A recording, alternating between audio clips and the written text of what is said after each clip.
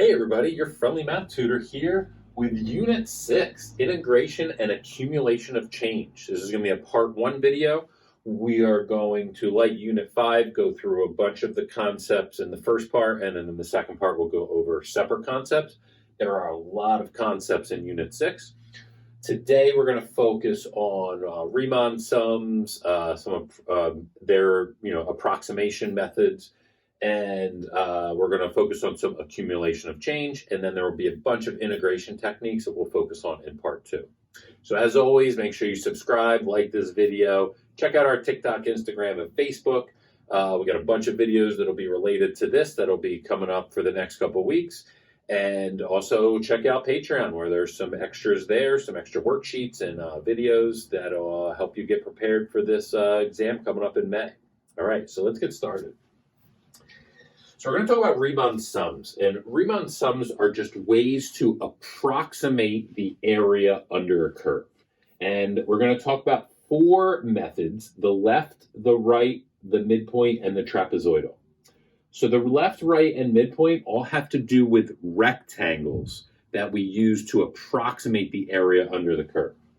So let's take a look at the left method. All these I have planned out, so for all of these we're going to be using n equals 4, which is the number of subintervals, or in these 3 cases the number of rectangles, and down here that'll be the number of trapezoids. So we're choosing to use 4. So if we take a look at the left method, it means that when we look at the first subinterval from 0 to 2, we're going to choose 0, the one on the left, to determine the height of that rectangle. So we go up to the curve, and then we make a rectangle. Then we use 2. So we go up to the curve, and we make a rectangle. Then we use 4, and then we use 6. So we use the 4 left endpoints to determine the height. So what happens is each rectangle has a width of 2. We call that, that's delta x. We'll define that more later. But the width of each subinterval is 2. And then we can imagine the area of each rectangle is the base times the height. If the base is always 2, I can factor that out. And the height is going to come from plugging into our function. So if the first one is 0, 0 squared is 0. The next one is 2, 2 squared is 4. The next one is 4, 4 squared is 16. The next one is 6, 6 squared is 36. All right. So adding that together, we get 52, 56, so 112 would be our approximation using the left endpoint. So we we factor out the width of each subinterval, and then we multiply by the heights. The heights come from plugging in x values into our function. So which x values we plug in is what determines left, right, and midpoint. So if you take a look at right, well, right, the subintervals, the width of them is still the same. So I'm factoring out the 2. What's going to change from the left is which endpoints I plug in. So between 0 and 2 now, I'm going to plug in 2. Between 2 and 4, I'm going to plug in 4. Between 4 and 6, I'm going to use 6. And between 6 and 8, I'm going to use 8. So now I'm plugging in 2, so I get 2 squared is 4. Now I'm plugging in 4, so I get 16. Now I'm plugging in 6, so I get 36. Now I'm plugging in 8, so I get 64. That's 120 times 2, so I get 240. Since we're using n equals 4, which is not a very big number, we're getting pretty big fluctuations here between them. Notice that the left is an under approximation in this case, and the right is an over approximation. We will talk about that more in a little bit. Now the midpoint. Midpoint, again, we're using rectangles, so the width of each rectangle is still 2 in this case. The heights, though, we're now going to get from the midpoint of each subinterval. So we're going to use 1, 3, 5, and 7 to get our height. So that's 1, that's 3, that's 5, and that's 7. All right, now it looks like we're really doing, there's still 4 rectangles. I just drew a line in the middle to show that the height was coming from the midpoint. So now if the heights come from 1, 1 squared is 1, then 3 squared is 9, and 5 squared is 25, then 7 squared is 49. All right, so we get, 58, 73, 74 times 2 is 144. I don't know why that took me a while, but it did. All right, so that is the midpoint formula. So left, right, and midpoint all use rectangles. The left, right, midpoint describe which part of each subinterval you use to substitute into the function to figure out the height. The trapezoidal uses trapezoids. So for instance, this first one, I use the left and the right, and then I connect them to make a trapezoid. So now I have all these trapezoids, and I'm using the left and the right to create my trapezoid. So now I have 4 trapezoids. The area of a trapezoid is 1/2 base 1 plus base 2 times the height. These trapezoids are kind of on their side, so the heights are actually going this way. And the bases are what's parallel to each other in a trapezoid.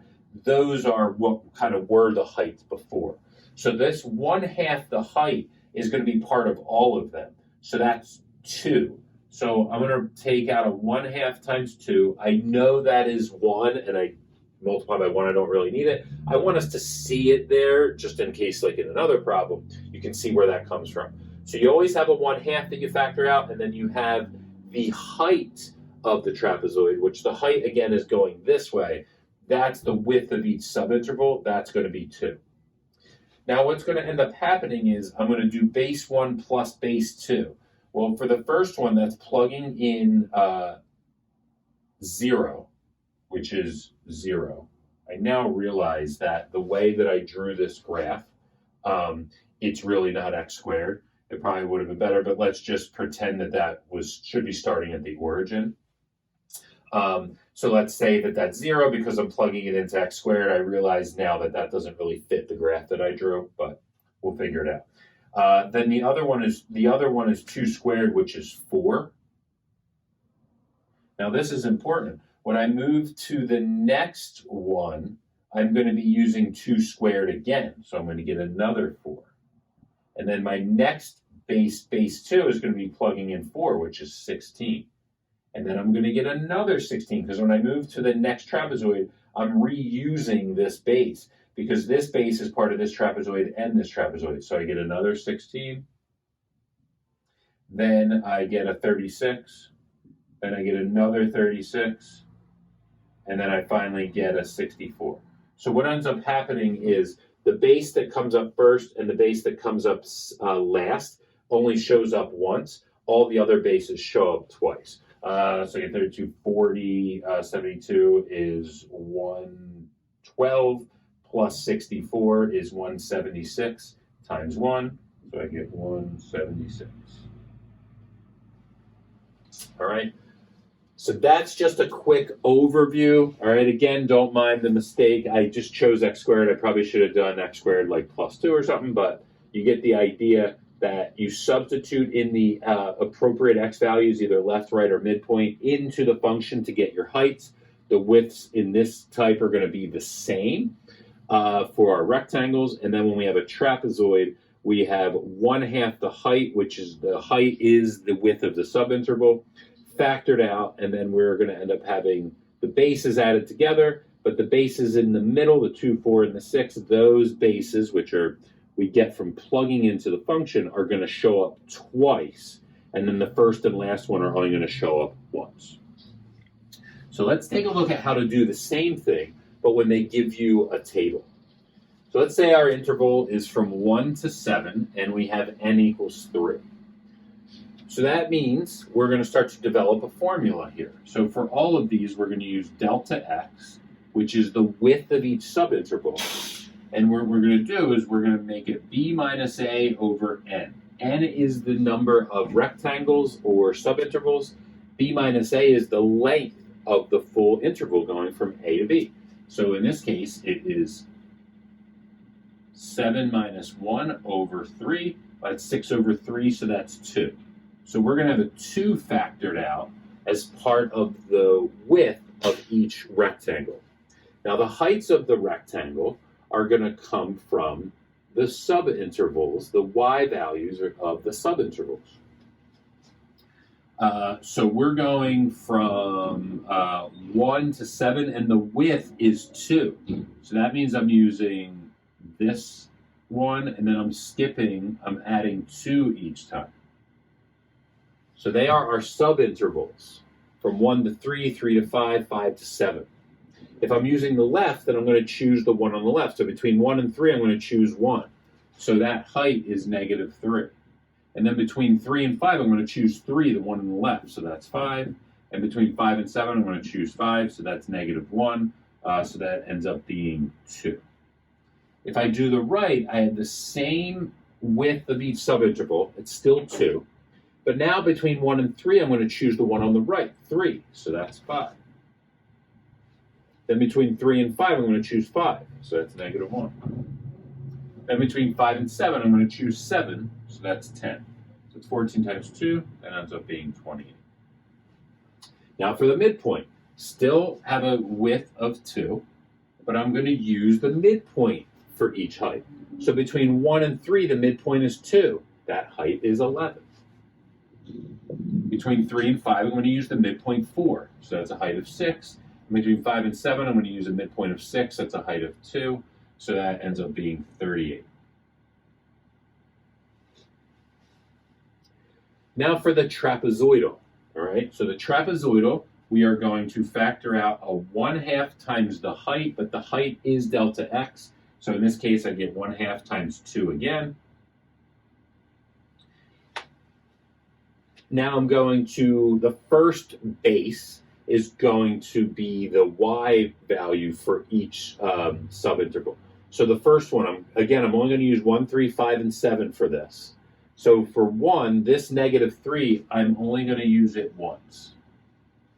But this next height, 5, I'm going to use it twice. It's the base for the trapezoid to the left and the trapezoid to the right of it. So I'm going to have 2 times 5. Then the next base, I'm going to have also twice, 2 times -1. And the last one, 10, I'm only going to have once. All right, so that's 20, 18, 15, and then times 1. So I'm going to get 50. All right, so that's the last thing I want to mention about the trapezoidal rule. The trapezoidal rule, not the midpoint rule, is actually the average of the left and right. 2 plus 20 is 30. 30 divided by 2 is 15. And over here, if you do 112 plus 2, 40, and then you divide by 2, that will give you 176. All right, so the trapezoidal rule is actually the average of the left and right. Midpoint is just kind of like a separate thing that's based off the midpoint of each subinterval. All right, so how about we move on to one more type of Riemann sum problem. All right, let's move on. A couple more concepts when it comes to Riemann sums. So now let's look at this table. So everything I've done to this point, all of the subintervals were evenly spaced out. We actually chose that. When they just give you an interval and then an n, you just do b minus a over n, and it's going to be the same width throughout. Sometimes they ask you to find left, right, and trapezoidal based off of the just specific values on some given table. Here, we won't have the same width for each of them. So what it changes is the fact that we really just have to, we can't factor anything out. So we're going to look at it like this. So for the left, we're using n equals 3. So this will be the first one, then this will be the second one, then this will be the third one. So when I look at the first subinterval, I have to think about it as the area of a rectangle, which we were thinking of it before, but we factored out the thing that was the same in all of them. Now I have to do it individually. So I say the width of the subinterval is 2 times the height. Well, the height I could get from 1 or 3, but since it's the left, I'm going to use 1, so the height is -3. Now the next subinterval, my width is 3. It's not the same as the one before. And the height, again, I choose this one because this is on the left, and that's 7. And finally, the last width is 4, and I'm choosing 1 because between 6 and 10, 6 is on the left, and that height is 1. So that's 4 plus 10, 14 minus 6 is 8. Now, if we do the right is going to be the same width. So first one is 2. But now between the 1 and 3, I choose the one on the right. So that gives me 7. Now the second one, the width is still 3, just like it was for the left. But this time I'm choosing the one on the right. So that's 1 for my height. And then finally, I still have a width of 4, which is the same as the left. But I choose this 4, 10, which gives me a height of 4 right here. So it's 16, 19, and 14, which is 33. Now the trapezoidal, again, we're just going to do it as far as, we're just going to look at it as 3 different trapezoids. I can factor out the 1/2 from all of them. So I'll do that. So the way that I'm going to find the area of the first trapezoid, again, the area of a trapezoid is 1/2, add the bases, multiply by the height. The height, adding the bases in this case is going to be these values. So again, our trapezoids look like this. So the change in the x, this value goes here. So if you look at this first one, this value is really 2. And then the heights are -3 and 7. I realize the negative doesn't really make sense, but we are just going to figure it out like that. So we are adding our bases together and multiplying by the height. So that is 7 and -3 is 4. 4 times 2 is 8. And again, that will be multiplied by 1/2. But all of them are multiplied by 1/2, which is why I am factoring that portion out. So we can figure these all out the same way. So the width, this 3, times adding the heights, or they're really the bases, but they were the heights back here. So this 7 plus 1 is 8. 8 times 3 is 24. And finally, the last one, it's going to be 4 plus 1 is 5. 5 times 4 is 20. And then so 20 and 24 is 44, and 8 is 52, and then 1/2 of that is 26. All right, so that's how we find the trapezoid, the trapezoidal left and right, given what we would say is kind of like an uneven table. So when these aren't evenly spaced out, just find the area of the rectangles individually. Here you can factor out the 1/2, but you have to do the base 1 plus base 2 times height. You have to do that individually for tables like this. All right, so it's something you'll definitely see. The last thing is more of a conceptual understanding of, you'll have to say whether a specific type of approximation, mainly the left, right, and trapezoidal, the midpoint we can't really know, whether it's an overestimate or an underestimate. So the first thing is they might tell you about the function being increasing or decreasing. If that's the case, let's say you have something that is increasing, right? So we're going to first take a look at increasing. Well, if you imagine making one on the left, so just pick one and then go this way. So the left one is actually, the rectangles are going to the right of it because you're choosing the point on the left. If you do that, you're going to see that you're going to have an underestimate. So the left is under. And if you take something that's increasing and you do the right, that means you're making your rectangles to the left. You're drawing them to the left. That's going to be an over. Now imagine you had decreasing. So you have some function like this. Well, if I choose, so in this case, if we do left, then right. If I choose left, that means, again, I'm making my rectangles to the right. I'm choosing the points on the left, and then I have to draw my rectangle to the right. But this is considered left. Now that's going to be an over. And if you can imagine, well, I could just pick another one. Let's say I go here, and I draw it to the left. That's going to be the right, that's going to be an under. Right? So you can just draw these out pretty easily. You don't have to memorize this, but increasing, decreasing is only going to affect the left and the right. You can't ask a question about trapezoidal only knowing about increasing and decreasing. What affects the trapezoidal is concave up and concave down. So imagine you have something that's concave down and you were to make some trapezoids in there. The trapezoids are going to be under the curve. So for the trapezoidal, when it's concave down, the trapezoidal is going to be an under. And let's say it's concave up. Well, just imagine making a trapezoid. Those trapezoids are going to be above the concave up. So if it's concave up, the trapezoidal will be an overestimate. And so anytime you're asked about overestimate, underestimate, if it's increasing, decreasing, then the left and the right will be affected, and you'll be able to figure it out. If it's concave up, concave down, then you'll be able to figure out whether the trapezoidal is an overestimate or an underestimate. Okay, let's keep moving. All right, let's move on. So we're going to look at some summation notation and the definition of the integral.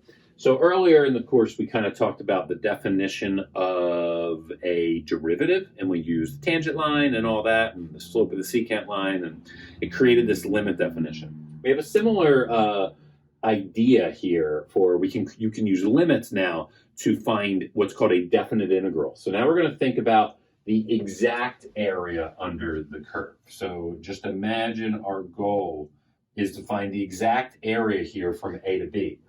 And we used rectangles. So let's say we're using the right approximation. And we saw that delta x, the width of each of our subintervals, is going to be b minus a over n. Let's say we start changing n, and it's not necessarily a fixed number. We want to think about how we would get all of the values that we would substitute into the function to get the heights. And what's going to end up happening is this first one we can call this distance here is going to be delta x. So basically the width between each of these is delta x. So if you think about what's happening is you're starting with A and you're adding delta x to get the next value. Well, however many values you want to get away from, we can say we're multiplying that by I. So what this is let's say I wanted to find the third one. I would start at A and I would add delta x 1, 2, 3 times. So I'm starting at A and then I'm taking steps. And every time I take a step, that step is delta x. If I want to get the third one, then I'm going to take 3 delta x's to get there. So this, for each I, is going to take me through all the values that I possibly would have on the x-axis. And then those values are going to get plugged into the function. So I'm going to have f of that. So if I do f of a value on the x-axis, that gives me the height, that gives me the distance to the function.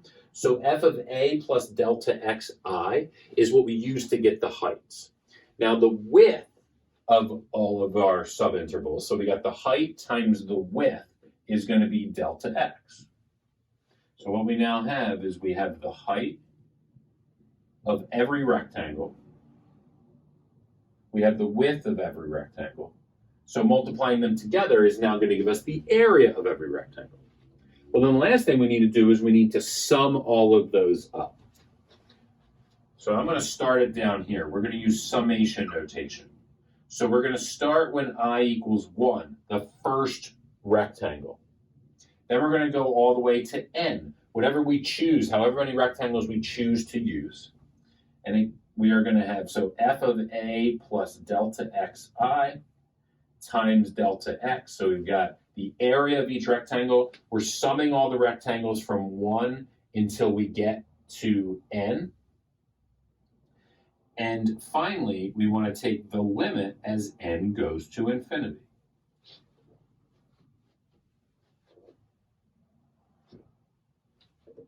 And then I guess in here we could do this. So finally, I would say the limit as n goes to infinity of the summation of I equals 1 to n of f of a plus delta x I.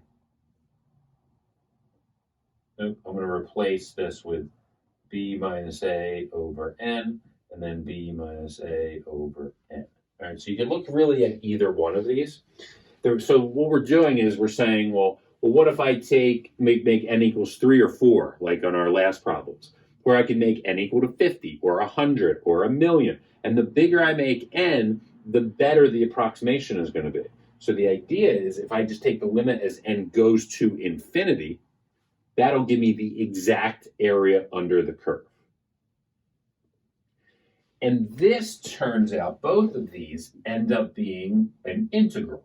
So we call it the integral from a to b of f of x dx. So this exact area can now be represented with an integral symbol. So this is how we represent that. Later, I believe we'll be doing it in the, we'll be doing it in this video. We'll take a look at what it kind of looks like to actually evaluate something like this. But for now, we're just going to work on the typical questions you'll see that are related to this summation notation, is being able to take something that is in summation notation and rewrite it as an integral, and then being able to take something that's written as an integral and write it back in summation notation. So these are two different problems that we're going to kind of go through on this. So the first one is written in limit notation, and we want to figure out what does it look like as a definite integral. So first, let's take a look at this. So this right here, this 1 over n, is the delta x. It's the b minus a over n part of it. So that's going to equal b minus a over n. Well, the n's are the same, so b minus a must equal 1. But I don't know b or a, so let's go to the next part. The f of a plus delta xi must be this in here. So squaring it must be our function. We'll talk about that again in a second. So the a plus delta xi must equal 2 plus I over n. Well, really what we want from that is the fact that a must be 2. So b minus 2 must equal 1, so b equals 3.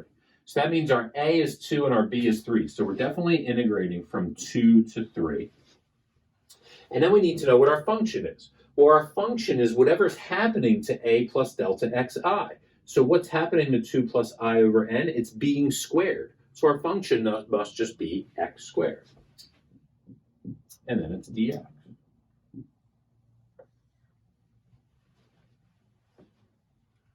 So that's how we go from limit notation to our integral notation. Let's talk about how we would go backwards.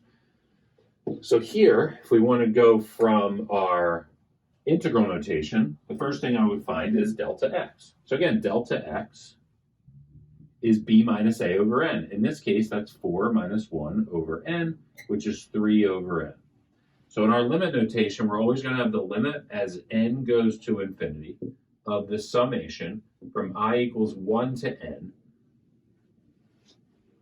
And then we're going to have 3 over n is going to be our delta x. So we could put it first the way it is here.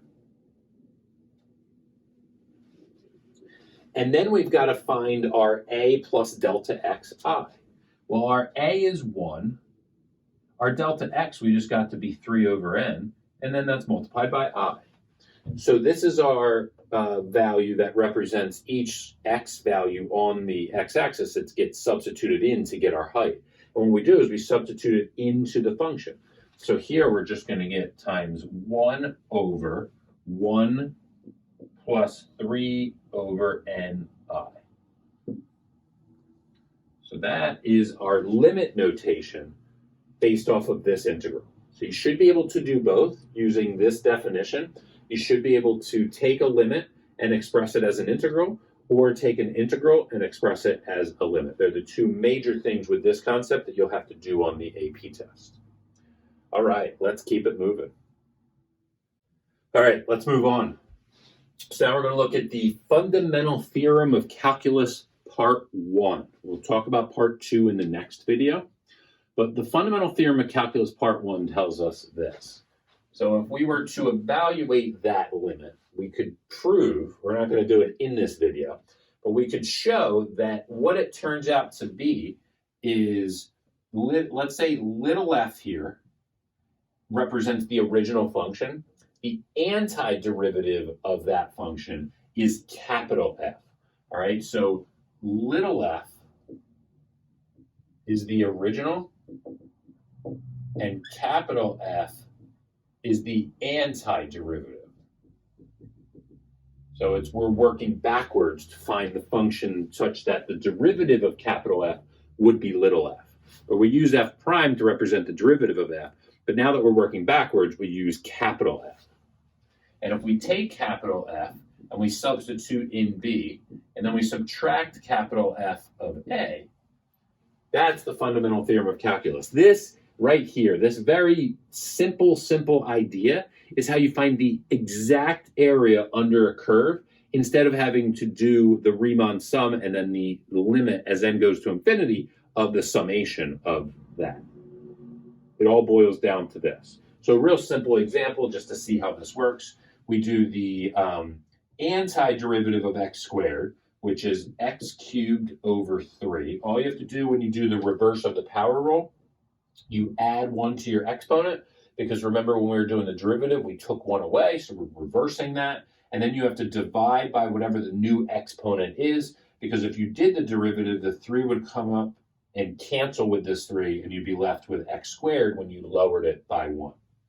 And then we're going to evaluate this from 3 to 6. We're going to do this part of it, but this is just a way to show it. We already took the integral, so we don't want to write the integral symbol again. So we usually just put a line afterwards to remember. Now we're going to plug in 6 and plug in 3. So we get 6 cubed over 3 minus 3 cubed over 3. 6 cubed is 216, and 216 divided by 3 is 72. Minus 3 cubed is 27 over 3 is 9, and 72 minus 9 is 63. All right, so that would be the exact area under the curve of x squared from 3 to 6. You might have to do this a little bit, but not that much. We'll talk about we'll get into more integration techniques in the next video, and maybe we'll throw in some definite integrals. This is not that difficult. What a lot of times you're going to be using this for, but more conceptually on an AP test, is this problem, and then we're going to do 2 more problems to end the video. And it's this idea of accumulation of change. And what the area represents is the area under the curve of, let's say this is the derivative function. The area under the curve of the derivative represents how the function above it, so in this case f of x, the antiderivative of f prime, how much that changes during that interval. And to see why that is we, let's say we want to find f of 4 and we're given f of 1. So this is the derivative. This is not the original function. If I take the integral from 1 to 4 of f prime of x dx, based off of the fundamental theorem of calculus, the antiderivative of f prime is f. So it should be f of 4 minus f of 1. Now remember, the integral from 1 to 4 represents the area. Well, luckily for us, this is a geometric shape. It's just a triangle. So we're going to find this area by just doing 1/2 base times height. So 1/2 base. So we're going to do 1/2. The base is 3. The height is 3. So 3 times 3 is 9. 9 over 2. So 9 over 2 is the area. And you can see 9 over 2 represents f of 4 minus f of 1. Well, f of 4 minus f of 1 is simply just the change in the function. It's how much that function, which we don't have, we have the derivative, it's how much this function has changed to going from 1 to 4. But we know that f of 1 is 14. So we just have 9 over 2 equals f of 4 minus 14. And then we can add it to this side. So we have 14 plus 9 over 2 is f of 4. So notice what that is. That's f of 1 plus the area under the curve of the derivative is equal to f of 4. So that's like you're starting at f of 1, you're changing by a certain amount to get to f of 4. The amount that you're changing by is the area under the curve of the derivative of that function. So 14 is it's at 28 plus 9, so it's 37 over 2. That would be f of 4. So we can use areas and one known value to figure out how much it's changed to find another known value, an unknown value on a function that we don't even have access to. That is the idea of accumulation of change. So now we're going to take a look at two other examples to end our video today. All right, let's take a look at our last two problems on accumulation of change. So here we got a graph that represents the rate of water leaking out of a tank, and we want to know how much has leaked out after 9 minutes. So again, we got the graph of A prime of t. Let's say A of t is the amount of water in the tank at any given time. If we want to figure out, let's say we know, if we wanted to like put the calculus aside for a second, and we just wanted to know, well, how much has leaked out after 9 minutes? The two pieces of information we would want to have is, well, how much was there initially, and how much water is there after 9 minutes? So that would essentially be, well, how much water is in the tank after 9 minutes minus how much water is in the tank initially. Subtracting these two, we would get a negative value, but that would tell us how much water has leaked out of the tank. That's how you would figure this problem out if you didn't understand calculus. So now that we do know calculus, we should see that a of 9 minus a of 0 is simply just the integral from 0 to 9 of a prime of t. Because the antiderivative of a prime of t is a, and a of 9 minus a of 0 is the fundamental theorem of calculus, the first part of it. This is just the area under the curve. So what we're going to do is we are going to figure out this area. It's a nice geometric area. This is a semicircle, this is a triangle, and then we have a rectangle. So if we can just find the area, that answers our question. So I'm going to do this. I'm going to say this. So now I have a rectangle here that is 6 by 2, so that's 12. Then I am going to have a semicircle here that has a radius. So this distance is 4, so the radius is 2, or you could look at this distance as 2. Pi r squared, that's 4 pi, and I have half of that, so that's plus 2 pi. And finally,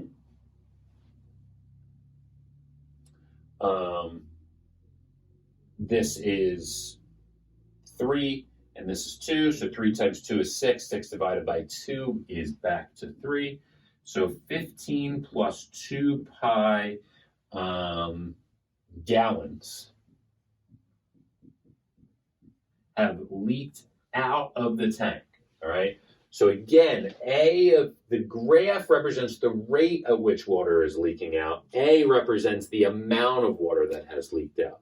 So if we know how much water had leaked out initially, and we know how much water was leaked out after 9 minutes, subtracting those two values is what gives us the total amount of water that leaked out during that period of time. And this really is this, and this really is just the area here. Let's take a look at one more problem that relates to motion. So we did talk about motion in another video, and the major things about motion that we have to know is that there's position function, which tells you where something is at any time. The derivative of position is velocity, and the derivative of velocity is acceleration. So let's say we have this table of values for acceleration at select values of time. We know that our initial velocity is 5 feet per second, and we want to approximate v of 15. So basically what that means is the integral from 0 to 15 of velocity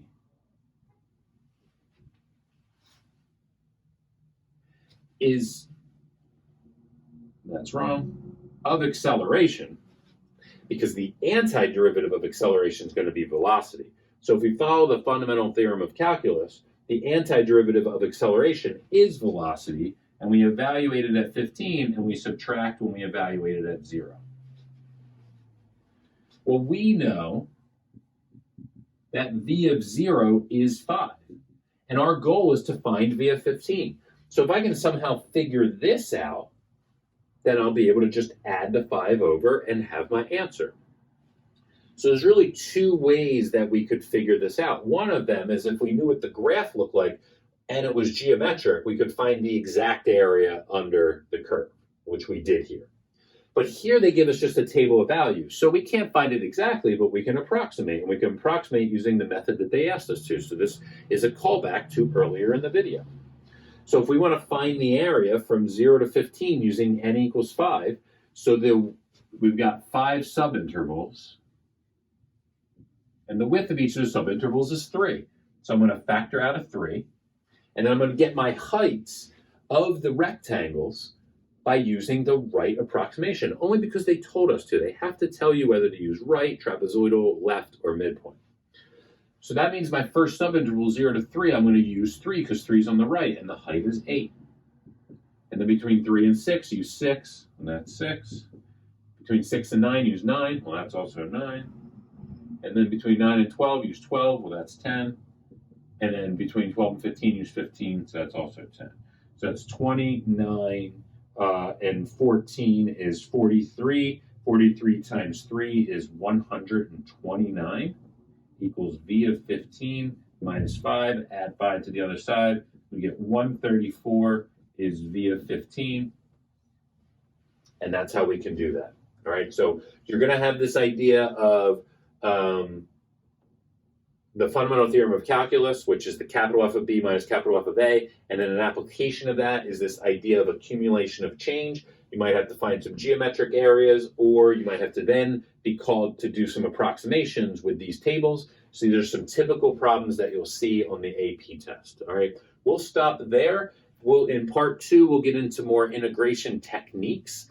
And also make sure, again, check out our TikTok and Instagram and Facebook, where you'll see videos of actual AP problems that I will solve using all of the methods that are related to this.